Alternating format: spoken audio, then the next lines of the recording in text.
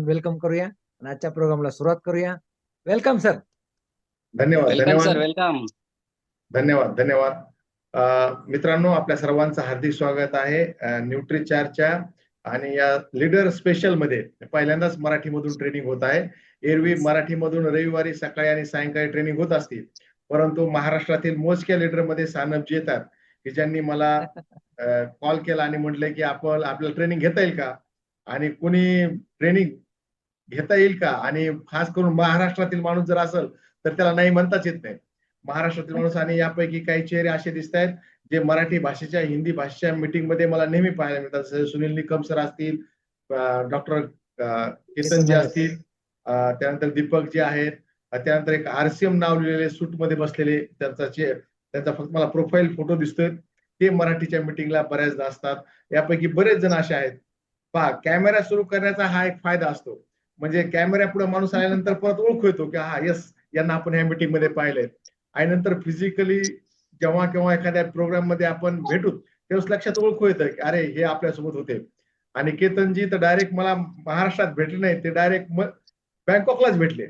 म्हणजे केतनजीची आमची ओळख डायरेक्ट बँकॉकला झाली आहे. आणि असंच व्हावं की आपण सगळेजण परदेशात भेटावे, असेच मला सगळ्यासोबत असं वाटतं की जे काम करतायत ते परदेशात भेटले पाहिजे माणसं. तर जे नवीन आहेत, ज्यांच्यासाठी मी नवीन आहे त्यांच्यासाठी परिचय देतो. माझं नाव मोहन ढवळे. मी 2014 पासून न्यूट्रीचार्जचा ट्रेनर म्हणून काम करतोय. म्हणजे 11 वर्ष पूर्ण झालेत मला न्यूट्रीचार्ज सोबत पार्ट टाइम मध्ये ट्रेनर म्हणून काम करत असताना. आणि 2002 पासून महाराष्ट्र शासनासोबत शिक्षक म्हणून काम करतोय जालना जिल्हा परिषदेमध्ये. म्हणजे मला जवळपास 23 वर्ष नोकरीला झालेत आणि 11 वर्ष हे ट्रेनर म्हणून न्यूट्रीचार्ज सोबत काम करताना झालेत. आणि मला फार आनंद होतोय की सानपजींनी हा सर्व विषय मला मराठी भाषेत मांडण्याची संधी दिली. फक्त मला आठवड्यातून 2दाच मराठी बोलता येतं. सकाळी एक मीटिंग असते, सायंकाळी एक मीटिंग असते, नाही तर फिर पूरा कार्यक्रम हिंदी में सुरू रहता है. पूर्ण हिंदीमध्ये सुरू असतं. मग मराठीमध्ये हा विषय समजून सांगण्याची मला संधी दिल्याबद्दल सानप साहेबांचे खूप खूप आभार. मित्रांनो, पुढचे 40 ते 50 मिनिट आपण सोबत राहू आणि मला गॅरंटी आहे की आपण 33 जण आहोत. प्रत्येकाने जर काळजीपूर्वक पुढचे 40 मिनिट 50 मिनिट जर ऐकलं तर एक प्रश्न आणि एका प्रश्नाचं 100% तुमच्या मनातलं प्रश्नाचं निरसन 100% होईल.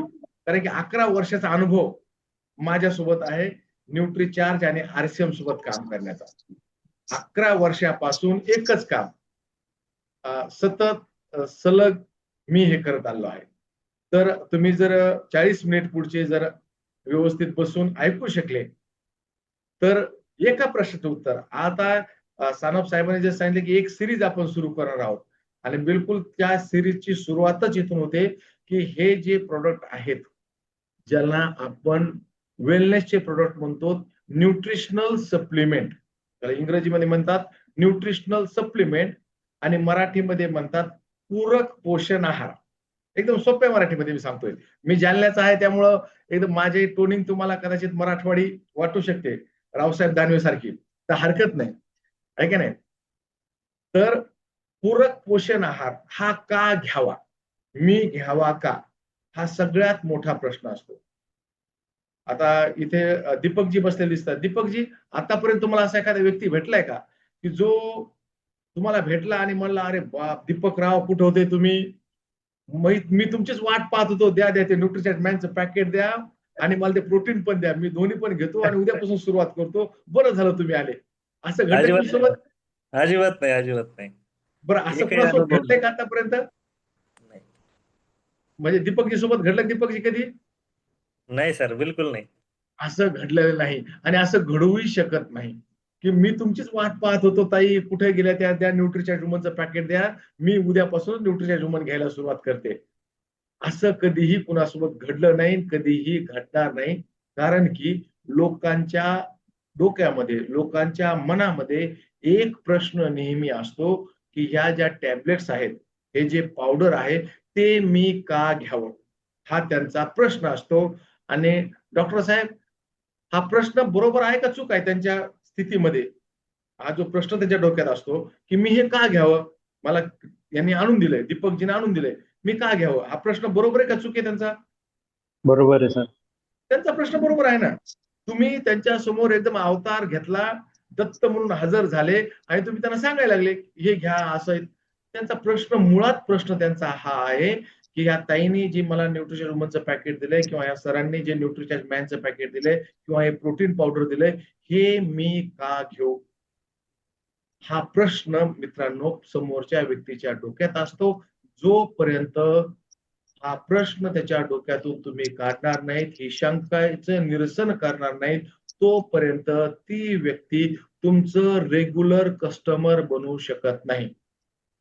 तुमच्या भिडे खातर, तुमच्या आग्रहा खातर, तुमच्या संबंधामुळं एखादं पॅकेट घेतलं जाऊ शकतं आणि ते एकच पॅकेट 3 महिने 4 महिने चालत राहतं. मग आपण फोन करतो तर संपलंच नाही म्हणतात. आपल्या पुढे आहेत म्हणजे की प्रोटीनच्या बॉक्समध्ये त्या पॅकेट तसेच आहेत, न्यूट्रिचार्ज मॅनचे टॅबलेट तशाच आहेत. मग एक पॅकेट जे 30 दिवसामध्ये संपायला हवं होतं ते 2-2 महिने का चालतंय? कारण की त्यांच्या एका प्रश्नाचं उत्तर मिळालेलं नाही की साहेबांना आणून दिलेलं पॅकेट मी का खाऊ? त्याला इंग्रजीमध्ये तोच प्रश्न हिंदीमध्ये व्हाय न्यूट्रिशनल सप्लिमेंट्स आर इम्पॉर्टंट किंवा मी न्यूट्रिशनल सप्लिमेंट हमारे लिए क्यों जरूरी है? हे सप्लिमेंट मी का घ्यावं या प्रश्नाचं उत्तर जोपर्यंत आपण त्यांना साध्या सोप्या भाषेमध्ये समजून सांगू शकत नाहीत तोपर्यंत आपले कस्टमर हे रेग्युलर कस्टमर बनवू शकत नाहीत. आपल्याला न विचारता सुनीलजी हे आपली एक इच्छा असते की मला न विचारता लोकांनी पिकअप सेंटरवर जावं आणि खरेदी करून यावं. ही आपली इच्छा असते की नाही? येस सर, असते ना. सुप्त मनातली आपली इच्छा असते की मला न विचारता पुण्यातून लोकांनी खरेदी करावी, नगरमधून करावी, मुंबईतून करावी, मला न विचारता जावे आणि त्यांनी त्यांचं विकत घ्यावं. बरोबर आहे? Yes sir. ही आपली इच्छा असते आणि ही इच्छा केवळ यामुळं पूर्ण होऊ शकत नाही की आपण त्यांना पहिल्यांदाच न्यूट्रिशनल सप्लिमेंट देता वेळेस त्यांच्या सर्व शंकेचं निरसन केलेलं नाही. जर आपण त्यांचं पहिल्या भेटीमध्ये निरसन जर केलं तर आपले सप्लिमेंट आपण पुन्हा पुन्हा त्यांचा फॉलोअप न घेता सुद्धा घेतल्या जाऊ शकतील. तर येत्या 30 मिनिटांमध्ये आपल्या या प्रश्नाचं उत्तर आपण पाहू आणि नंतर प्रत्येक आठवड्याला एका प्रोडक्टची आपण माहिती पाहत जाऊ. तर पहिली गोष्ट त्यांना सांगायची की आपलं सगळ्यात मोठी जर आपली संपत्ती काय असेल तर सर्वात मोठी संपत्ती आहे आपलं शरीर. आपलं शरीर सगळ्यात मोठी संपत्ती आहे. आपलं शरीरापेक्षा मोठी कुठली संपत्ती नाही आणि आपल्या संस्कृतीनं सांगून ठेवलंय की पहिला सुख निरोगी काया, दूजा सुख जेब में हो माया, तीजा सुख कुलवान हो नारी और चौथा सुख पुत्र हो आज्ञाकारी, पंचम सुख स्वदेश हो वासा, छठवा सुख राज हो पासा, सातवा सुख संतोषी जीवन, ऐसा है तो धन्य हो जीवन. हे सुखाचा क्रम आपल्या संस्कृतीने आपल्याला सांगितलेला आहे आणि पहिला सुख सांगितलाय निरोगी काया. पहिला सुख निरोगी काया. जर आपलं शरीर सुदृढ असेल, आपलं शरीर जर असेल तर आपण आपल्या सर्व सुखाचा जो आहे उपभोग घेता येतो आणि नुसतं दीर्घकाळ जगून उपयोग नाही. पॉइंट नंबर 2, एक तर आपलं शरीर सगळ्यात मोठी संपत्ती आहे. दुसरी गोष्ट की नुसतं दीर्घकाळ जगून उपयोग नाही तर दीर्घकाळ तरुण, स्वस्थ आणि सक्रिय असायला हवं. नाहीतर एखादा व्यक्ती 80 वर्ष जगला आणि शेवटचे 20 वर्ष पलंगावर पडून आहे तर काही उपयोग आहे का? नाही. तो घरच्याला ताप आहे, घरच्याला त्रास येतो.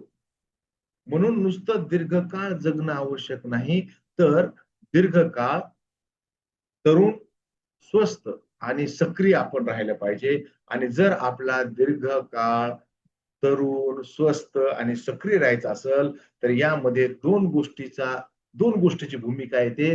पहिली भूमिका येते आपल्या पोषणाची आणि दुसरी येते व्यायामाची. यामध्ये जो रोल आहे तो 70% रोल हा पोषणाचा आहे आणि 30% रोल हा व्यायामाचा आहे. जर आपल्याला दीर्घकाळ जगायचं असेल, स्वस्थ जगायचं असेल, ऊर्जावान जगायचं असेल तर 70% पोषण आणि 30% व्यायाम. आता तुम्हाला असं तुम्ही म्हटलं की ते म्हणजे असं कसं? असं नाही. 50% पोषण, 50% व्यायाम. म्हणजे आपल्या मताशी सहमत, भारतात लोकशाही आहे, प्रत्येकाला आपलं मत मांडण्याचा अधिकार आहे. ते इथंच तुम्हाला नाही 70% पोषण आहे, 50% पोषण, 50% व्यायाम नाही. मित्रांनो, 70% पोषण. कसं की तुम्ही सकाळी 5 वाजता उठले, फिरायला गेले, मॉर्निंग वॉक केला, तिकडच रामदेव बाबाचा सगळा योगा केला, घरी आले आणि 1 ग्लास पाणी पिलं, परंतु चुकून ते पाणी दूषित होतं आणि ते दूषित पाणी तुमच्या पोटात गेलं की तुम्हाला 2-3 तासानंतर सुरू होऊन जाईल कार्यक्रम, आहे की नाही? हे तांब्या पळ, हे तांब्या पळ आपल्याकडे म्हणतात ना, टॉयलेटमध्ये सुरू राहतात तुमचं. मग तुम्ही सकाळी पहाटे 5 ला उठले, मॉर्निंग वॉकला गेले, प्राणायाम केला, योगा केला, सूर्यनमस्कार केले, तरी सुद्धा मग तुम्हाला ही परेशानी का सुरू झाली? कारण की तुम्ही 7 पोषक घटकापैकी 1 पोषक घटक चुकीचं घेतला, पाणी. दूषित पाणी घेतले, तर तुमचा सगळा व्यायाम 0 झाला. बरोबर आहे? तुम्ही 5 ला उठून काही उपयोग झाला नाही. तुमचा सगळा व्यायाम 0 झाला. म्हणून मित्रांनो, 70% पोषण आणि 30% व्यायाम, हे आहे 100% सूत्र. तुम्हाला जर दीर्घकाळ स्वस्थ राहायचं असेल तर तुम्हाला पोषणावर 70% फोकस केला पाहिजे, व्यायामावर, त्यामध्ये रोल व्यायामाचा 30% आहे. आणि आपलं सगळं पोषण आपल्या भोजनातून मिळतं. आपल्या भोजनातून आपलं सगळं पोषण मिळतंय.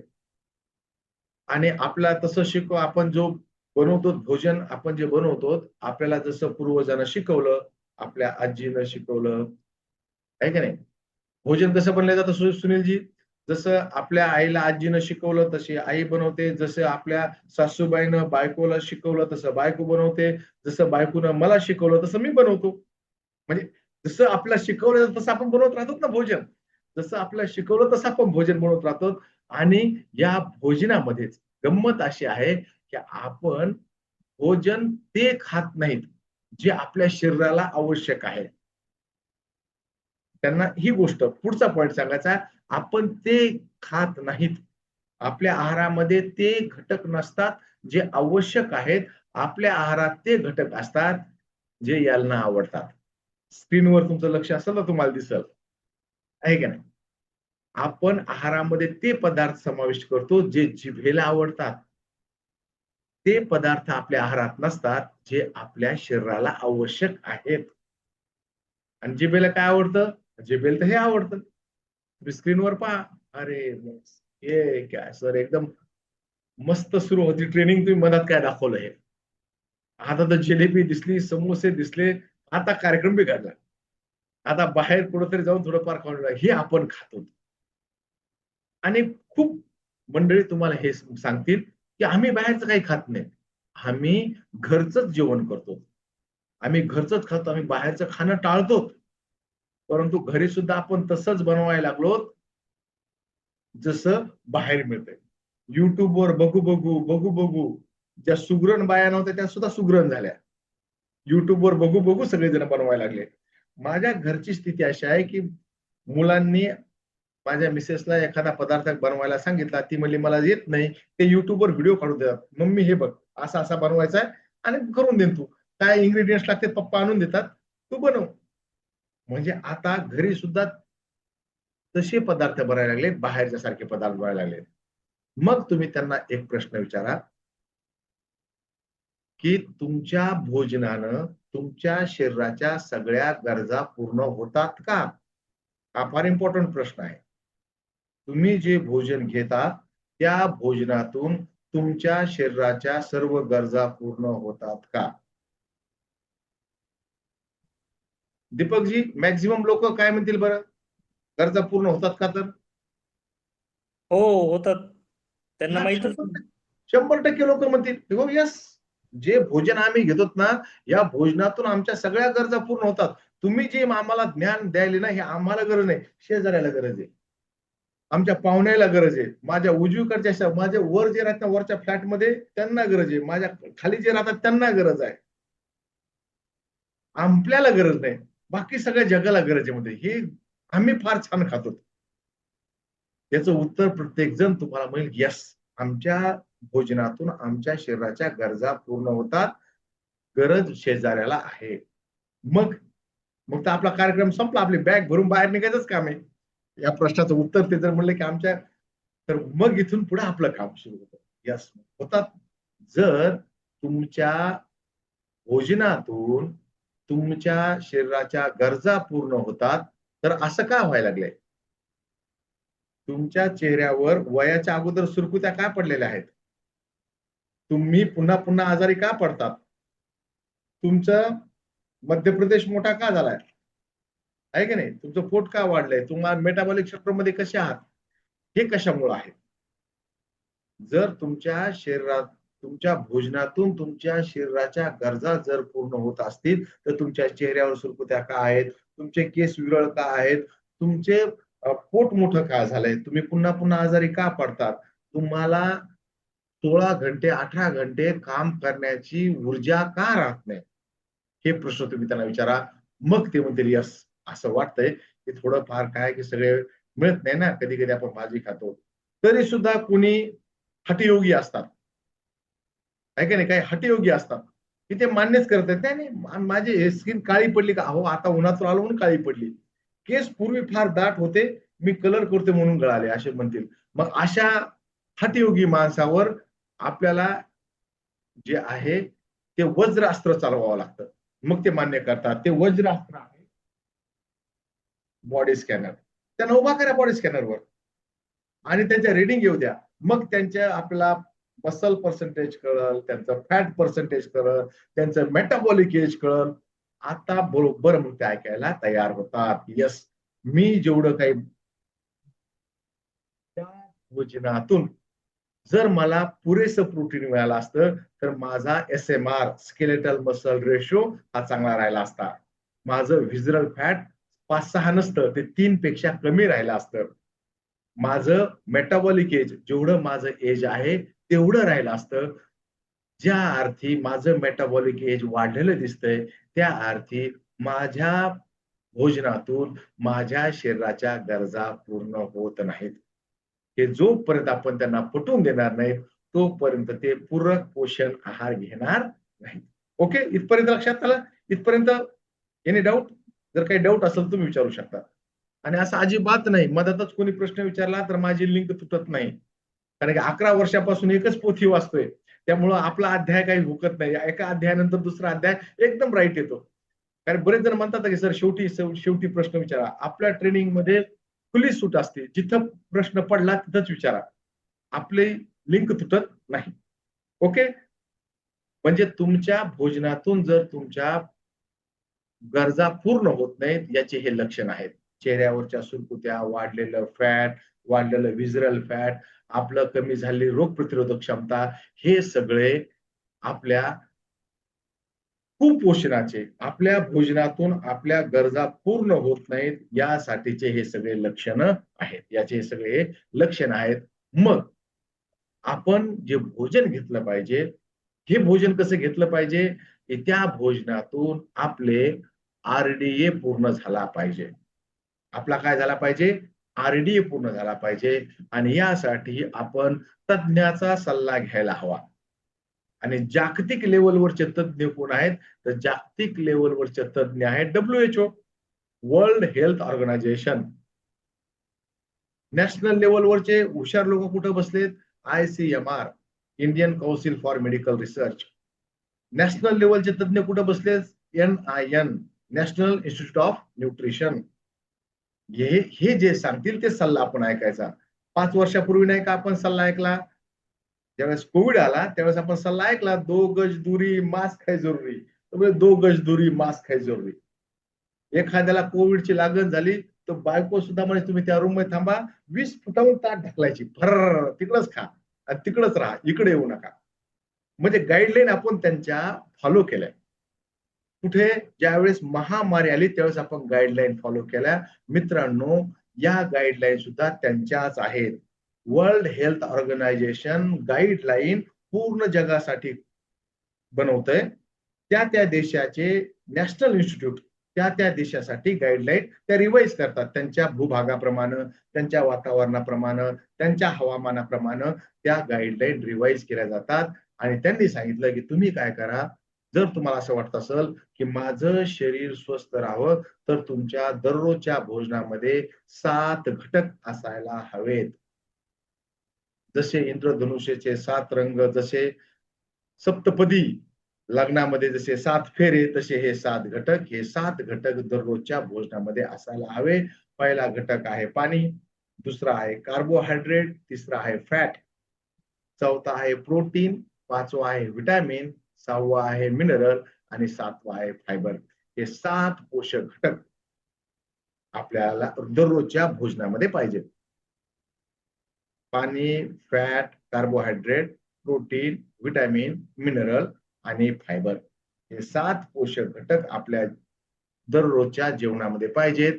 परंतु गंमत अशी आहे मित्रांनो, यापैकी 3 पोषक घटक दररोज पाहिजे बरं का. याला म्हणायचं तुम्ही तुमचा RDA कंप्लीट केला पाहिजे या 7 पोषक घटकाचा. एक शब्द लिहून घेऊत आपण, RDA, recommended dietary allowances, recommended dietary allowance, RDA recommend केलेलं आहे आपल्याला. तुम्ही दररोज या 7 पोषक घटकाची एवढी मात्रा घेतली गेली पाहिजे. ही डिसाईड ना RCM न केली, ना न्यूट्रीचार्ज न केली, ना सानपजी न केली, ना मी केली. ही WHO न डिसाईड केली आहे. पण गंमत अशी आहे मित्रांनो, त्यांना समजून सांगायचं, गंमत अशी आहे यापैकी 3 घटक आपण पुरेशा प्रमाणात घेतो. कुठले? पाणी, फॅट आणि कार्बोहायड्रेट. हे 3 पोषक घटक आपण पुरेशा प्रमाणात घेतो आणि प्रोटीन, विटॅमिन, मिनरल आणि फायबर या 4 घटकाची कमतरता आपल्या भोजनामध्ये राहते, आपल्या शरीरामध्ये राहते.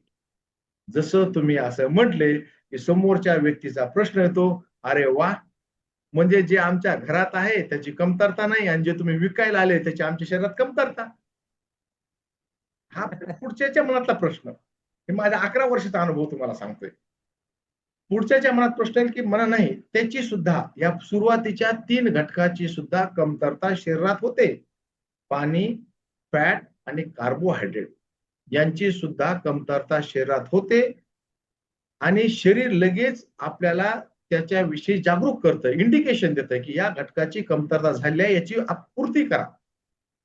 जसं पाण्याची कमतरता झाली की तहान लागते, आपण लगेच पाणी घेतो आणि त्याची कमतरता भरून काढतो.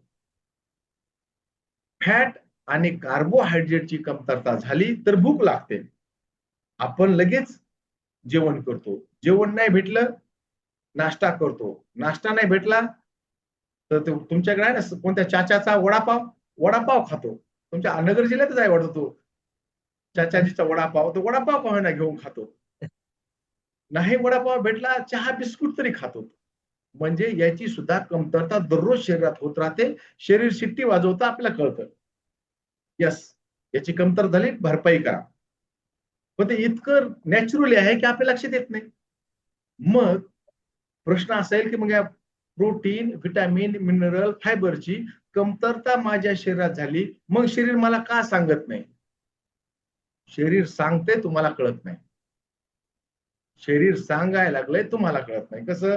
ज्या वेळेस तुमचे केस गळायला लागले याचा अर्थ केराटिन नावाच्या प्रोटीनची कमतरता आहे, ते केस गळायला लागले. तुमच्या डोळ्याच्या खाली काळे वर्तुळ आले की याचा अर्थ तुमच्यामध्ये आयरनची कमतरता आहे. तुमच्या भोजनामध्ये आयरन नाही म्हणून HB कमी म्हणून डोळ्याभोवती काळे वर्तुळ. तुमचे मसल्स नाही, ते सांगायला लागले की तुमचे प्रोटीन वाढवा, माझे मसल. म्हणजे पाण्याची कमतरता झाली तर तहान लागते, कार्बोहायड्रेट आणि फॅटची कमतरता झाली तर भूक लागते, पण PVMF ची कमतरता झाली तर डायरेक्ट वाट लागते माणसाची. त्यामुळे तहान लागत नाही, भूक लागत नाही, डायरेक्ट वाट लागते. म्हणून याची कमतरता भरून आपल्याला काढायला पाहिजे. कुठल्या गोष्टीची? PVMF, ज्याला आपण शॉर्ट फॉर्म केला लक्षात येण्यासाठी. PVMF ची ना तहान लागते ना भूक लागते, डायरेक्ट माणसाची वाट लागते. कशी वाट लागते? अशी, चेहऱ्यावर सुरकुत्या पडायला लागतात, खूप मौसम बदला की दवाई लेनी पडती है की नाही. मौसम ने ली अंगड़ाई, तो मौसम ने अंगड़ाई ली की तर बीमार पड जातात, पुन्हा आजारी पडतात, पुन्हा डॉक्टराकडे जावं लागतंय. आपलं पोट पोटाचा घेर मोठा व्हायला लागतो, आपल्याला हृदयाचे आजार व्हायला लागतात, डायबिटीज व्हायला लागतो. ही गंमत आहे. पहा, जे काही मोठे डिसीज आहेत, हृदयरोग असेल, हायपरटेन्शन असेल, डायबिटीज असेल, गुडघेदुखी असेल, हे आजार ना तर कुठल्या विषाणूपासून होतात, ना कुठल्या बॅक्टेरियापासून होतात, ना त्यांचा काही डास आहे, ना त्याचा कोणता ढेकून आहे. मग हे आजार होतात कुठून? तर हे आजार आपलं शरीर तयार करतंय, ज्याला म्हणायचे लाईफस्टाईल डिसीजेस. हे काय आहेत? आपले लाईफस्टाईल डिसीज आहेत. आपल्या जीवनशैलीमुळे तयार होणारे आजार. आहे का एखादा असा आजार? म्हणजे डायबिटीजचा असा आहे का की तुम्ही डायबिटीज वाल्यासोबत राहिले, छूत अछूतचे बी आजार नाहीत, संक्रमणकारी बी आजार नाहीत. हे हृदयरोग, डायबिटीज, गुडघेदुखी, कॅन्सर, हे सगळे आजार, उच्च रक्तचाप, हे असे आजार सुद्धा नाही की एका व्यक्तीला आहे, सुनीलजीला आहे म्हणून मी सुनीलजी सोबत बसलो की मला डायबिटीज झाला. उलट शक्यता अशी आहे की जर सुनीलजीला डायबिटीज असेल आणि मी सुनीलजी सोबत बसल, तर सुनीलजी मला सारखं सांगतील, संध्याकाळी वॉकिंगला चला बरं का, गोड जास्त साखर चहा पिऊ नका. उलट डायबिटीज होण्याची शक्यता कमी होऊन जाते. तुम्ही डायबिटीज वाल्या व्यक्तीसोबत राहिले तर तुम्हाला डायबिटीज होण्याची शक्यता कमी होऊन जाते. बरोबर आहे. मग हे सगळे आजार आपल्याला जीवनशैलीचे आजार म्हणतात या आजारांना. आणि तुम्हाला एक गंमत सांगतो, तरुणपणामध्ये मित्र आपल्या शोकानुसार होतात आणि म्हातारपणात मित्र आजारानुसार होतात. तुम्ही बगीचात जाऊन पहा, डायबिटीज वाल्याचा एक ग्रुप ते चलत असतात, गुडघेदुखीवाल्याचा वेगळा ग्रुप ते जागेवर बसलेले असतात, ज्यांना काही अँजिओप्लास्टी झाली ते त्यांचं सुरू असतं, त्यांच्या आजारानुसार ग्रुप असतात. म्हातारपणी आजारानुसार ग्रुप असतात, तरुणपणी छंदानुसार ग्रुप असतात.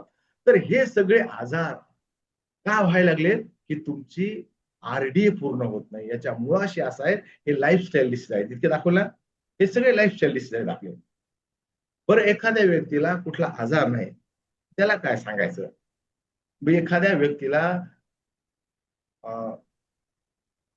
सानपजीनं बॉडी स्कॅनरवर उभा केलं आणि त्यांना त्याच्या सगळ्या रिडिंग परफेक्ट आल्या, बिलकुल जशा पाहिजे तशा रिडिंग आल्या. मग काय करायचं? आपली बॅग बंद नाही करायची.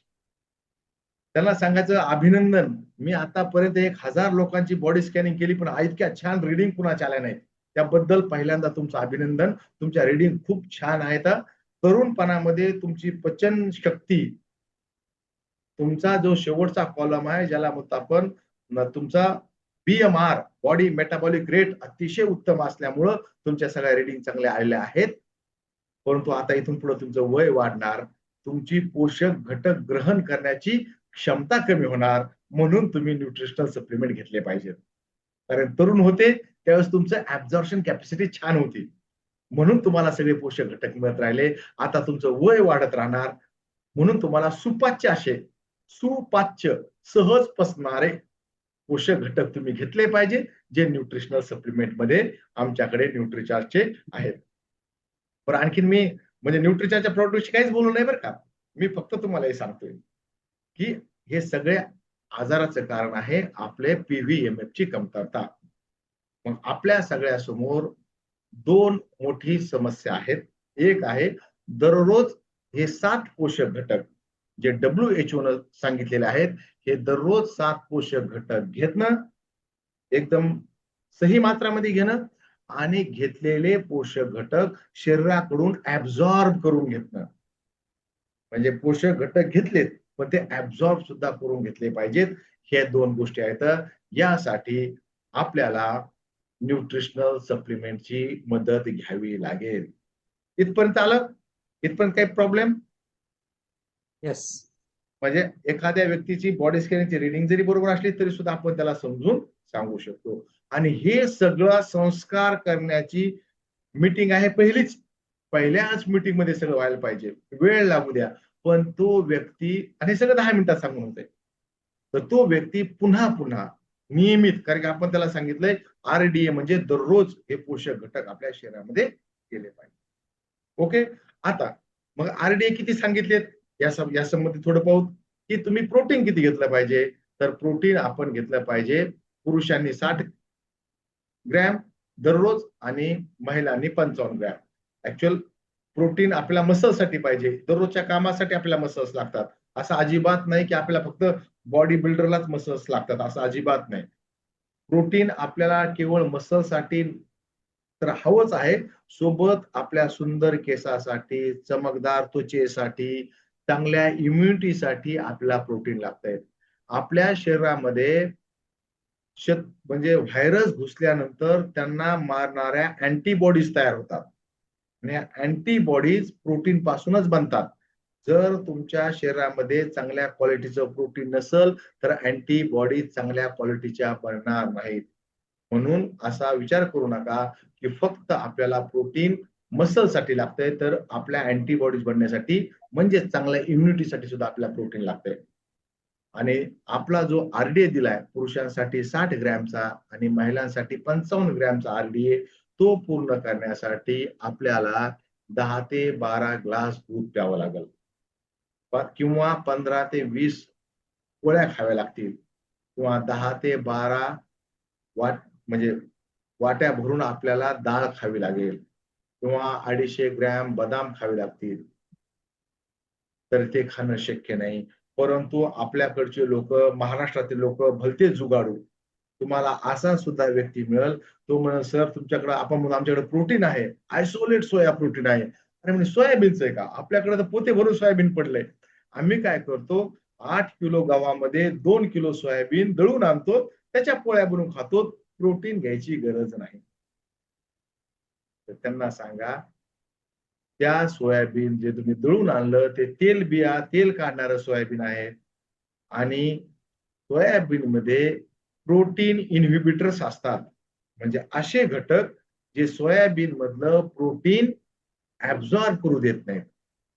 प्रोटीन इनहिबिटर्स ज्याचं नाव आहे ट्रिप्सिन. ट्रिप्सिन असतं, ते ट्रिप्सिन तुम्हाला सोया पावडर मधलं प्रोटीन ऍब्झॉर्ब करू देत नाही. सोयाबीन मध्ये कार्बोहायड्रेट पण आहे, सोयाबीन मध्ये फॅट पण आहे, सोयाबीन मध्ये प्रोटीन पण आहे, परंतु ते तुम्ही ऍब्झॉर्ब करू शकणार नाहीत. त्यासाठी आपल्याला आयसोलेट सोया प्रोटीन लागतंय. आणि त्यांना म्हणा तुझ्या गावातली चक्की सोड, तुझ्या गावातली गिरणी सोड, भारतामध्ये अशी चक्की नाही की जी आयसोलेट सोया प्रोटीन बनवू शकल. आम्ही अमेरिकेच्या ड्युपो नावाच्या कंपनीकडून ते प्रोटीन आयात केलंय, भारतामध्येच नाही ती टेक्नॉलॉजी. तर नगरच्या चक्कीमध्ये टेक्नॉलॉजी असेल का? नाही. नगरच्या चक्कीमध्ये टेक्नॉलॉजी भारतामध्येच नाही, तर नगरच्या जे याच्यामध्ये येईल का? अजिबात नाही मित्रांनो. आयसोलेट सोया प्रोटीन आयसोलेट केलंय, त्याला बाजूला काढलेलंय. सोयाबीन मधले बाकी सगळे घटक बाजूला केले आणि फक्त प्रोटीन बाजूला काढलं आणि ते आयसोलेट सोया प्रोटीन म्हणून तुम्हाला दिलेलं आहे. ते आयसोलेट करू शकणार नाही सोयाबीन मधलं प्रोटीन, कारण त्यामध्ये ट्रिप्सिन असते, ते घेऊ शकणार नाहीत आणि त्याचा नुसतं सोयाबीन सुद्धा आपण खाऊ शकणार नाहीत. त्यामुळं मित्रांनो, आणि जरी केलं तर किती मिळेल, तर 10 किलो गव्हामध्ये जर आपण सोयाबीन दळून जर आलं तर 4-5 ग्रॅम सोयाबीन मिळेल, तर ते शक्य होणार नाही. किंवा दुसरं एक उदाहरण इथे दिलंय की आयरनचं. महिलांसाठी 21 मिलीग्रॅम आपल्याला आयरन हवंय, तर तितकं आयरन घेण्यासाठी दररोज 1 किलो पालक खावं लागेल. दररोज 1 किलो पालक. आता कोण आहे जे दररोज 1 किलो पालक खाईल? अशीच एक सासूबाई ट्रेनिंग मध्ये बसली, मुलाचं लग्न झालं, देव करून लग्न होते. आज काय पटकन लग्न होत नाही. सानप साहेब तुमचं माझं लग्न झालं त्या काळी म्हणून बरं झालं, म्हणजे आपलं आता सगळे अवघड झाले लग्नाचं. तर आता नवीन सुनबाई आली, सासूबाईला सुनबाई एकदम हाताच्या फोडासारखी जपणार. आपल्या एका ट्रेनला बसली, तिने पाहिलं की सरांनी सांगितलं की 21 मिलीग्रॅम आयरन मिळायला पाहिजे, त्यासाठी 1 किलो पालक मिळायला पाहिजे. सुनबाईला तिने सकाळी पालकाचं सूप केलं, दुपारी पालकाची भाजी केली, रात्री पालकाचे पराठे केले. दुसऱ्या दिवशी पुन्हा सकाळी पालकाचं सूप केलं, दुपारी पालकाची भाजी केली, रात्रीची पालकाचे पराठे केले. तिसऱ्या दिवशी पुन्हा सकाळी पालकाचं सूप, दुपारी पालकाची भाजी, रात्री पालकाचे पराठे. चौथ्या दिवशी सुनबाई उठली, म्हणली सासूबाई मला आपलं शेत दाखवा, मीच जाऊन चरून येते. कशाला तुम्ही पालक तोडून आणले, मला सारखं पालक खाऊ व्हायला लागल्या. आरडीए कम्प्लीट करणं. सासूबाईचं एक टार्गेट होतं की आरडीए कम्प्लीट करायचं, तर आरडीए कम्प्लीट होऊ शकत नाही.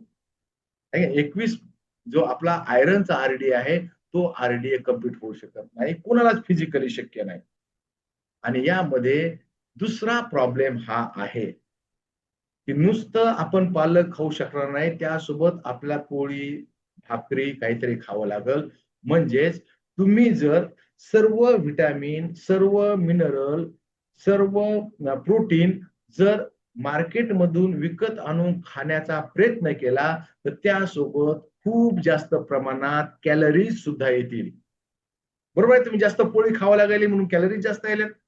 तेवढ्या भाज्या खायच्यात म्हणून तितकी तुमच्याकडे कॅलरीज जास्त येतील आणि त्या कॅलरीज जर बर्न झाल्या नाही, दिवसभरामध्ये तेवढ्या कॅलरीज जर खर्च झाल्या नाही तर आपलं फॅट वाढायला सुरुवात होईल. म्हणजे एक तर तितकं सगळं विकत आणणं, ते बनवणं, ते खाणं आणि ते ऍब्झॉर्ब करणं हे अशक्य कोटीतली बाब आहे. हे शक्य नाही. म्हणून जिथं जिथं मानवाची क्षमता कमी पडते तिथे तिथे माणूस विज्ञानाची मदत घेतो आणि विज्ञानाच्या मदतीने प्रत्येक फळामधून, प्रत्येक फुलामधून आवश्यक असलेले घटक हे काढले आणि ते अन्नच परंतु टॅबलेटच्या रूपानं आपल्या समोर मांडलेलं आहे. हे अन्नच आहे, फक्त टॅबलेटच्या रूपानं आहे. मग बरेच जण म्हणतात म्हणजे तुम्ही तुमचा जो आहार आहे किंवा जे तुमचा पूरक आहार आहे 3 पद्धतीने घेऊ शकता. एक आहे डायरेक्ट, ज्याला म्हणायचं फूड न्यूट्रिशन, डायरेक्ट फळं खा, फूड न्यूट्रिशन. दुसरं आहे फूड टेक्नॉलॉजी, म्हणजे आवळ्या तुम्हाला व्हिटॅमिन सी पाहिजे तर आवळ्याचं ज्यूस प्या, नाही तर आवळा कॅन्डी खा. हे झालं फूड न्यूट्रिशन. त्यानंतर आले फूड टेक्नॉलॉजी, आवळा ज्यूस खाणं, आवळा कॅन्डी खाणं, कलेरा ज्यूस, कारल्याचं ज्यूस पिणं, ही झाली फूड टेक्नॉलॉजी. आणि तिसरं आहे न्यूट्रॉसिटिकल सायन्स. रामदेव बाबाचे प्रॉडक्ट हे फूड टेक्नॉलॉजी मध्ये येतात आणि न्यूट्रिचार्जचे प्रॉडक्ट हे न्यूट्रॉसिटिकल सायन्स मध्ये येतात. म्हणजे एका छोट्या गोळीमध्ये, एका छोट्या टॅबलेट रूपामध्ये 35, 50, 72 पोषक घटक ठेवले जातात. हे कशाने शक्य झालं? न्यूट्रॉसिटिकल सायन्सनं शक्य झालं. आणि त्यामध्ये 2 फायदे होतात. पहिला फायदा हा की तुम्हाला सर्व पोषक घटक एकाच ठिकाणी मिळतात, कमी कॅलरीज मध्ये मिळतात. त्यामुळं त्याची कॅलरीज खूप कमी असतात परंतु पोषक घटक पूर्ण असतात. आणि दुसरं आहे की ते सगळे सुपाच्य असतात, म्हणजे सहज पचतात. म्हणजे बऱ्याचदा असं होतं की तुम्ही भोजन केलं, पोटात गेलं, पण ते ऍब्झॉर्ब झालं नाही तर काय कामाचं. आपण पूरक पोषण आहार यासाठी घेतला पाहिजे, न्यूट्रिचार्जचे प्रोडक्ट यासाठी घेतले पाहिजेत की त्यामध्ये तुम्हाला आवश्यक असणारे सर्व व्हिटॅमिन मिनरल मिळतात, कमी कॅलरी मध्ये मिळतात आणि सुपाच्य असे मिळतात. मग तुम्ही हे 7 पोषक घटकापैकी 3 पोषक घटक घरी घ्यायला लागले, तुमच्या भोजनातून तुम्हाला मिळाले. उरलेले जे आपले पोषक घटक आहेत 4 PVMF, protein, vitamin, mineral, fibre, यासाठी न्यूट्रिचार्जचे प्रोडक्ट आहेत, ज्यामध्ये पुरुषांसाठी न्यूट्रिचार्ज मॅन, महिलांसाठी न्यूट्रिचार्ज वुमन, मुलांसाठी न्यूट्रिचार्ज किड्स. प्रोटीनची गरज पूर्ण करण्यासाठी आपल्याकडे प्रोटीनची मोठी रेंज आहे. तर हे पोषक, हे सगळे प्रोडक्ट मधून आपल्याला आपली PVMF ची गरज पूर्ण होते. आपल्या काय पूर्ण करायचं आहे? RDA पूर्ण करायचा आहे. फिजिकली तो RDA कंप्लीट करणं शक्य नाही, अशक्य कोटीतली बाब आहे. आता बरेच जण असं म्हणतील मग आम्ही भोजन करायचं नाही का, नुसतं हेच खायचं का? तर सोपं सांगतो. इथं 8वी 9वी 10वीला कुणाची आहेत का मुलं? 9वी 10वी 12वी? तर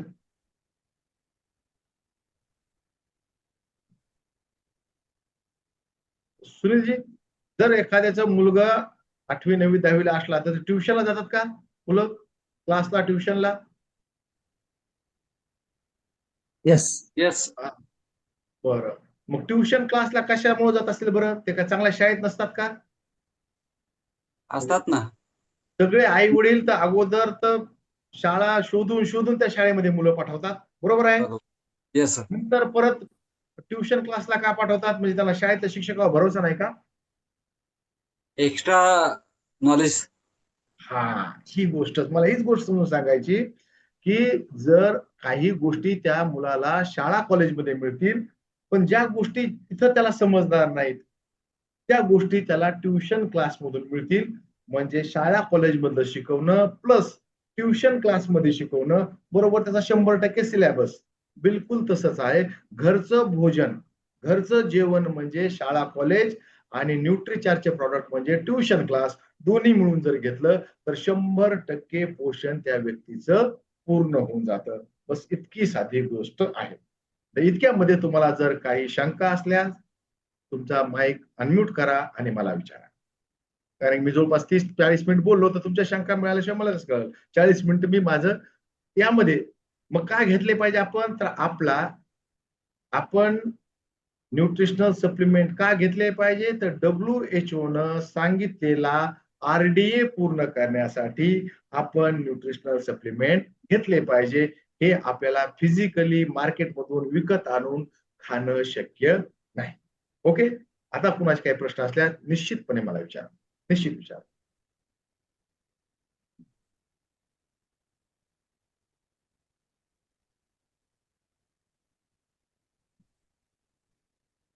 ज्यांना ज्यांना कोणाला प्रश्न असेल आणि विचारावं वाटतं हँड रेज करा, मग त्यांना अनम्यूटचं ऑप्शन देता येईल.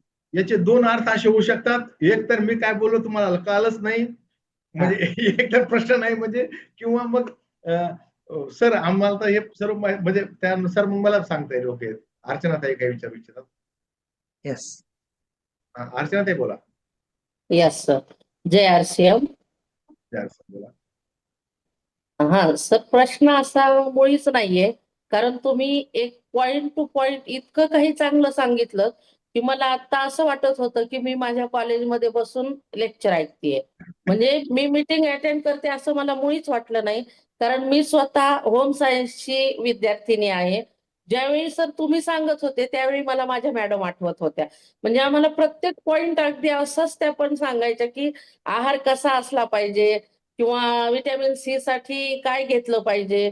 या सगळ्या गोष्टी ज्या तुम्ही अगदी सहजपणे सांगितल्या ना सर, म्हणजे त्याच्यामध्ये शंका नावाचा प्रकारच राहिला नाही. मग प्रश्न येणार कुठून? प्रश्न तर नाही, पण आता उमेद निर्माण झाली की खरंच आपला जर पूरक आहार पूर्ण व्हायचा असेल तर ट्युशनची गरज नक्कीच आहे sir. Yes yes yes.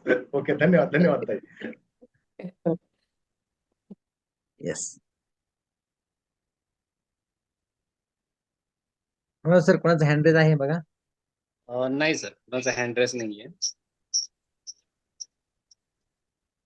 Hand raise नाही कोणाचा.